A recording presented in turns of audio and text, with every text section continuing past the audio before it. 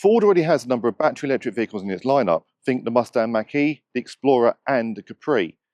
But the Puma Gen-E is a very important one. It's the first mass-produced battery electric vehicle based on the model in the carmaker's existing range, in this case, the popular Puma. Therefore, they know this already appeals to customers. It just has a different powertrain. Now, the carmaker has kept this quintessentially Ford. It is a Puma, although we do have a different front grille, which also harks to the Mach-E's design, more solid because you don't need the cooling in a battery electric vehicle. You have the big headlights and the high bonnet, but also a lot of curves. That's something that Ford has been doing in recent years. And you can see that curvy nature from the side profile. Lots of different flowing designs here. You also get alloy wheels, and just like a normal electric vehicle, they're quite flat to aid that aerodynamic cut through the air. This nice sloping roofline as well gives it a sporty look. Overall, it does look very stanced as well, very pushed into the road, giving it a commanding presence. At the back of the Puma Gen-E, things start to get that little bit plainer. No long LED tail bar, for example, that we're used to seeing more and more in modern vehicles. What you do get is a nice rear spoiler. You also get a decent sized rear window and nice rounded rear lights. You also get on this version a power tailgate. This gives you access to the 523-litre boot. The flat floor and top compartment has plenty of room for a few suitcases, but underneath there's almost a well, giving you further access and storage, as well as your electric vehicle cables. Overall then, on the outside, the Puma Gen-E is a nice car to look at, unassuming, but still very stanced and very well designed. Inside the Puma Gen-E, and it's very similar to the existing Ford design. Behind the steering wheel, you have a 12.8-inch screen giving the driver display, including battery charge and discharge status. And there's also a 12-inch touchscreen for the infotainment, but also various vehicle controls. It can be a bit fiddly to operate though, and a bit distracting, with many of the controls housed in the infotainment system. The floating sensor console has a wireless charging port for your mobile phone, drinks holders, and armrest storage for plenty of practicality. And there's also a large bin down below for even more storage.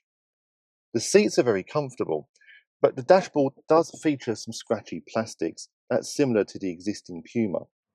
In the back, it can be a bit cramped for adults. There's not a lot of legroom, especially if you have a taller driver in the front. The rear seats as well are pretty uncomfortable. The headrest sits right between the shoulder blades, so you'd need to put that up as well, and that reduces rear visibility. There's also okay headroom. It's helped in here by a small sunroof, but overall it's better suited for shorter adults or children. They also get 2 USB-C chargers and a 12-volt socket in the back as well, alongside plenty of space in the rear door pockets. To drive the Puma Gen-E is like driving the Puma itself. It's a very familiar car, and that's probably exactly what Ford wanted to achieve. You could easily transition from the petrol automatic version through to the electric version with ease. From the controls, including the steering wheel buttons, the window buttons, the infotainment system, it's all familiar. But speaking of bumps, the suspension is actually very comfortable. It's almost akin to the petrol version, even though you've got a bit extra weight due to the battery pack and electric motor. It soaks up road imperfections with ease, but holds the car in the corners, so there's very little body roll as well. And with the steering being so precise, you feel very, very safe and very confident when you're driving the car. And Ford have put a 43 kilowatt hour battery in the Gen-E. That's good enough for around 226 miles of range. You may get less than that if you're driving on motorways, but you can recharge the battery from 10% to 80% in under half an hour. 0 to 60 miles an hour is 8 seconds, and the performance drive mode is not very performance orientated. You don't really get a big kick of speed like you do in some other vehicles. As with most electric vehicles, you also get one pedal driving. That's an option that you can turn on and off in the settings. It means that if you lift your foot off the accelerator, you'll automatically brake, and it aids regenerative energy back into the battery pack. However, in the Gen-E, it does feel a bit grabby.